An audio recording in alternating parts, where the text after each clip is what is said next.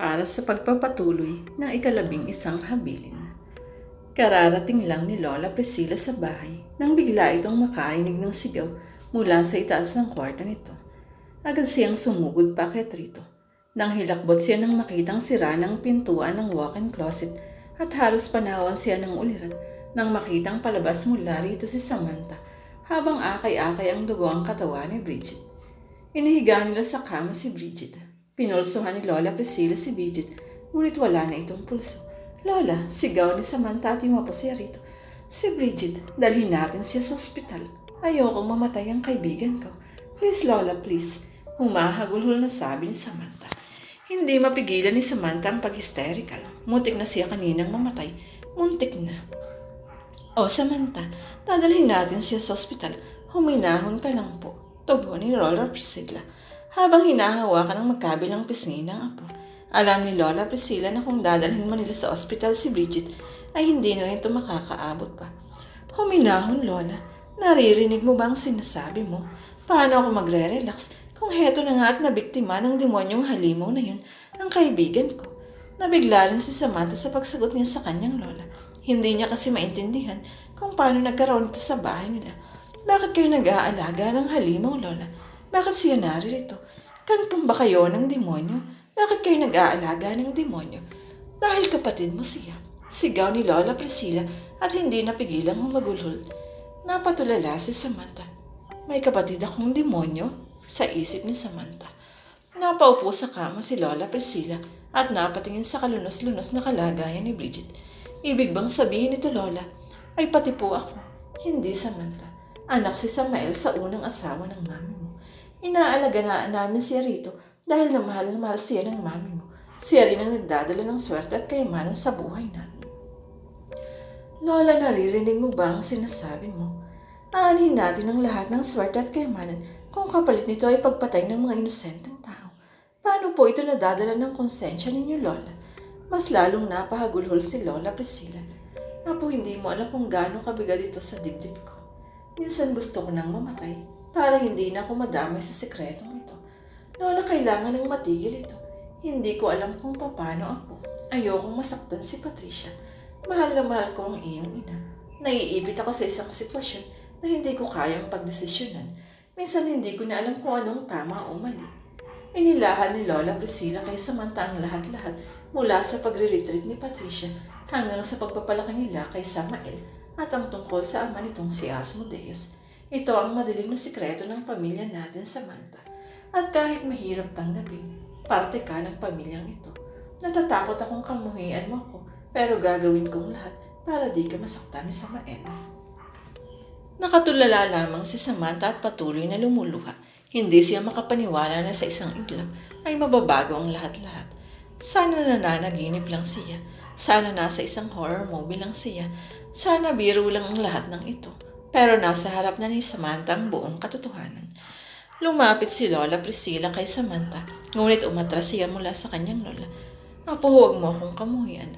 Mahal na mahal kita at gagawin kong lahat para di ka masaktan. Lola, nakita ko nung isang araw ang tinutukoy ninyong ama ni Samael. Nagbalik siya. Hindi ito maaari. Paano nangyari? Kitang-kita kung paano siya kinuha ng lupa. Nakita ko siyang sumusunod sa akin itong nagdaang araw. Hindi ko po alam kung anong mangyayari. Natatakot po ako. Lumapit si Lola Priscilla kay Samantha at niyapos ang upo. Nakatayo lamang si Samantha at nakatulala pa rin dahil silang nalaman niyang sekreto. Pumasok sa kwarto nila ang kanyang daddy na kadarating lamang. Napansin agad itong umiiyak si Lola Priscilla at lamdam nitong inilahan na ng matanda ang buong katotohanan kay Samantha. Nakita rin niya sa kama ang dugo ang katawan ni Bridget. Samantha, bungad nito at yumapos si Samantha rito. Daddy, si Bridget. Nangangatal na sambit ni Samantha. Samantha, ako na ang bahala rito. Pumasok kayo sa kabilang kwarto ng lola mo. Samantha, listen to me. You need to be strong, okay? Daddy will always love you. Lagi mong tatandaan na gagawin ni Daddy ang lahat para di ka masaktan ng kahit na ano o sino man. Daddy will always protect you, no matter what happens. Please do remember that. Hinalikan niya sa noo ang anak. Lumapit sa kabilang kwarto si Lola Priscilla at si Samantha. Binuhat naman ni George ang katawan ni Bridget at bumaba sa hagdan. Mama, please lock the door at kahit anong marinig o mangyari, huwag na huwag kayong lalabas. Protektahan mo si Samantha. Bilin ni George bago isinara ni Lola Priscilla ang pinto ng kwarto. Nararamdaman ni George na ngayong gabi magsisimula ang lahat ng lagim. Lagim na dulot ng pag-ibig niya kay Patricia. Habang bumababa sa hagdan si George ay buhat si Bridget.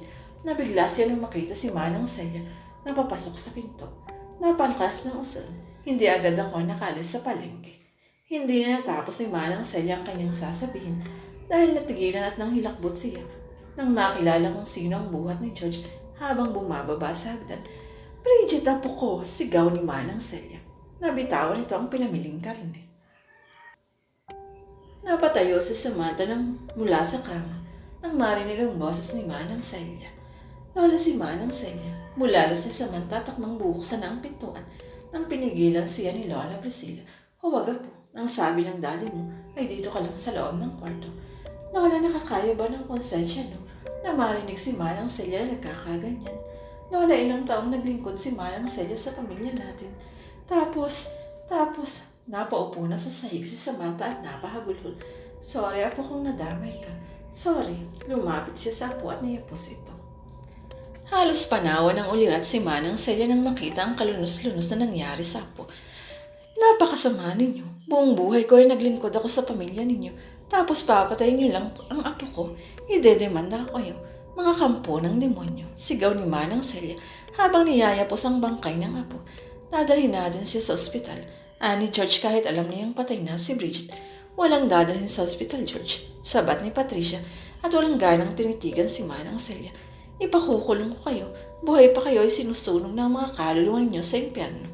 Naguhumiyaw na sigaw ni Manang Celia. Hoy tanda, damay ang kaluluwa mo sa impyerno. Baka nakakalimutan mo nakasabwat ka ni Mama nang itapon ninyo ang katawan ng naging labandera rito. Huwag kang mag-inarte dyan. Sobra na kayo. Tumayo si Manang Celia at sinugod si Patricia. Ngunit isang napakalakas na sampalang sumalubong sa kanya. Napahiga ito sa sahig dahil sa sobrang lakas ng sampal ni Patricia. Patricia, tama na. Sigaw ni George at nilapitan niya si Manang Celia. Huwag ninyo akong lapitan, mga demonyo. Nagpupumiglas na sigaw ni Manang Celia. Pakialamera kasi ang apo mo, trespassing pa. Kung hindi siya pumasok dito nang walang paalam, edi sana hindi siya nagkaganyan. Sabi ni Patricia, lumapit pa ito sa bangkay ni Bridget at tinedyakan. Tama na, sigaw ni Manang Celia at akmang susugod pa ito kay Patricia nang pigilan ni George. Pinagkakalmot at pinagsasampal naman ni Manang Celia si George. Ano ba tanda? Ang ingay mo. Magkakasama rin naman kayo ng apo mo. Ani Patricia at saka ang malakak ng napakalakas. Napatulala si Manang Celia at maging si George ay nabigla sa narinig. Samael anak, halika. Dinner's ready. Tawag ni Patricia. Patricia, huwag. Hindi na ito tama. Piit ni George at binitiwan niya si Manang Celia. Nang madaling tumakbo si Manang Celia, ngunit biglang sumara ang pinto at kahit anong pihit niya, ay hindi niya ito mabuksan. Tulong! Tulong! Hiyaw ni Manang Celia. Kumuha ng isang base si Patricia at inihampas kay Manang Celia. Agad na bumagsak sa sahig ang matanda. Patricia, tama na. Sigaw ni George at lumapit kay Patricia. Itigil mo na to. Ngunit pagkasabi nito ay biglang sumakit ang marka na nakaugat sa dibdib niya. Parang pinapaso ng kung anumang mainit na bagay ang dibdib nito hanggang sa mapalhod ito sa sahig. Kailangan ng manahimik ni tanda. Magiging sakit lang ng ulo niya, saad ni Patricia. Nabigla si Samantha at Lola Priscilla nang marinig na halos pumalahaw ng sigaw si Manang Celia. Narinig din nila ang nabasang nawis. Lola, iligtas mo si Manang Celia. Pagmamakaawa ni Samantha. Naramdaman nila na lumabas sa kabilang kwarto si Samael. Sumilip ang matanda at nakita ang unang apo na bumababa sa hagdan. Lola, si Manang Celia. Sigaw ni Samantha. Apo, dito ka lang. Ako na ang lalabas. Susubukan kong pigilin si Patricia. Hinalikan nito sa noo ang apo at dahan-dahang lumabas. Mag-iingat ka, Lola. Kumusta ka, Samael? Halika, bilis. Bati ni Patricia at dahan-dahang lumapit si Samael. Hinalikan pa ni Patricia sa pisngi ang anak at hinimas-himas pa ang ulo nito. Napatitig pa si Samael kay George na nakaluhod ng mga oras na yun at hawak-hawak ang dibdib. Samael, please, makinig ka sa akin. Huwag mong gawin ito. Makinig ka kay Daddy George. Pwede ka pang maging tao, pakiusap ni George. Hoy, George, ano bang sinasabi mo? Sigaw ni Patricia. Anak, huwag kang makinig sa stepdad mo. Mommy has a surprise for you. You did a good job eating that kid. Sabay turo sa bangkay ni Bridget. Now we're ready for the main course. Nakikita mo bang matandang yun sa may pintuan? Alam mo na ang gagawin mo sa kanya. Kahit na hindi maintindihan ni Samael ang mga pinagsasabi ng ina niya, alam niya kung ano ang gusto nitong iparating at ito ay ang kainin niyang matandang nakahiga malapit sa may pintuan. Unti-unti itong humakbang palapit kay Manang Celia. Samael, huwag. Huwag. Please itigil na natin to. Pwede ka pang magbago. Pwede ka pang maging tao. Sigaw ni George na mas lalong sumakit ang marka sa dibdib niya. Napasigaw na siya ng dahil sa sakit. Napatulala naman si Samael at unti-unting tumulo ang luha. Nakita ito ni Patricia at nilapitan ng anak. Hoy Samael, sumunod ka sa mami mo. Ako ang sundin mo, hindi ka tao. Mas angat ka pa sa mga tao. Magagalit ang ama mo kapag bumalik yun. Sige na, sundin mo na ang utos ko. Ngunit hindi sumunod si Samael at sa halip, sumigaw ito ng sumigaw. Napaluhod ito at napahawak sa kanyang ulo na para bang pilit na pinipigilan ng pagsunod sa isa. Sigaw ni Samael at pinaghampas ang sariling ulo. Tumutulo rin ng luha nito sa mga mata. Anong ginagawa mo? Sumunod ka sa akin. Kahit kailan hindi mo sinuway ang utos ko. Sigaw ni Patricia. Ganyan Samael, pigilin mo ang sarili mo. May pag-asa ka pang maging tao. Sabi ni George kaya mas lalong sumakit ang marka sa kanyang dibdib. Sigaw si Samael at bigla na lang nanlisik ang mga mata nito at naging matulis ang mga kuko. Good boy Samael, sabi ni Patricia. Agad na lumapit si Samael kay Manang Celia.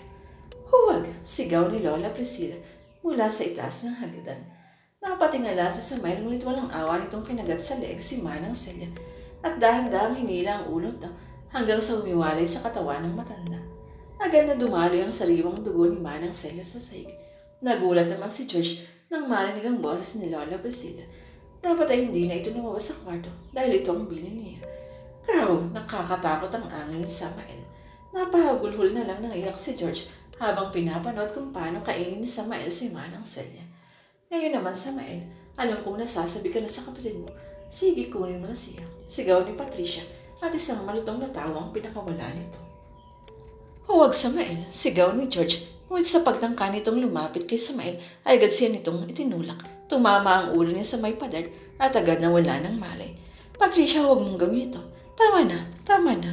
Pakiusap ni Lola Priscilla. Ngunit tila walang naririnig ang pinakamamahal niyang anak. Nang madaling pumasok sa loob ng kwarto si Lola Priscilla nang makitang paakyat na si Samael. Lola, tanong ni Samantha. Hawak niya ang kanyang cellphone at dinadaya lang number ni Nathan. Ngunit agad naman siyang hinila ng kanyang lola palabas ng kwarto. Nakita niyang dahan-dahan ang umaakyat si Samael at puro dugo ang katawan nito. Nang madali silang pumasok ng kanyang lola sa kwarto kung saan naroon ang walk-in closet. Isinara ng kanyang lola ang pinto at pumasok sila sa loob ng closet. Naririnig na nila ang angin ni Samael mula sa labas nito. Saan tayo pupunta, Lola? Hysterical na tanong ni Samantha. Sinubukan niyang tawagan si Nathan, ngunit bago pa magring ang kabilang linya, ay nabitiwan na niyang cellphone dahil hinila siya ni Lola Priscilla. Doon tayo lalabas sa trapdoor. Tugon ng kanyang lola habang akmang babalikan pa sana ni Samantha. Ang cellphone niya ngunit nagulat siya nang makitang sinisira ni Samael ang pinto para makapasok. Magmadali tayo, apo, bulong ni Lola Priscilla at bumaba na nga sila ng hagdan. Patakbo silang dumaan sa pulang hallway na nabuksan ni Lola ang itim na kwarto. Isinarado niya ito pagkapasok nila. Si Daddy, si Manang Celia, wala nung nangyari sa kanila. Tanong ni Samantha nang makapasok na sila sa loob. Napatingin si Samantha sa mga garapon sa loob ng kwarto. Naisip niya na isa sa mga ito ay ulo ni Ligaya at ulo ng ina ni Nathan. Wala nang oras, Samantha. Mamaya ako na sasabihin. Kailangan na nating makatakas. Baka sa pagkakataong ito ay makalimutan na tayo rito. Susubukan nating balikan ng daddy mo. Si Mami po. Napatigil si Lola Priscilla. Ngayon lang nito nare-realize kung kailan huli na ang lahat na si Patricia hindi na magbabago pa kahit kailan. Nagpasakop na ang anak nito sa kadiliman at sa puntong ito. Hindi siya makakapayag na maging ang apo niyang si Samantha ay madamay sa mga nangyayari. Kung may gagawin siyang isang bagay na tama, ito ay ang iligtas ng kanyang apo. Samantha wala ng oras. Tara na, sigaw ni Lola Priscilla at umakyat na sila sa hagdan paakyat sa trapdoor. Naririnig na nila ang palapit na ng palapit ng mga angil ni Samael. Naalala ni Samantha ang kanyang panaginip. Nagtulong silang dalawa upang mabuksan ang trapdoor. Umagos ang madaming tubig nang mabuksan nila ito at nang makalabas, napatulala sila nang makita kung sino ang nag-aabang sa kanila. Isang lalamuking may nakakapangilabot ng ngiti ay nakaabang sa paglabas nila sa trapdoor. Si Asmodeus. Kumusta? Nakangiting bati ni Asmodeus at sinampal ng napakalakas si Lola Priscilla agad naman itong nawala ng malay. Lola, sigaw ni Samantha at biglang may mga kamay na humila sa kanya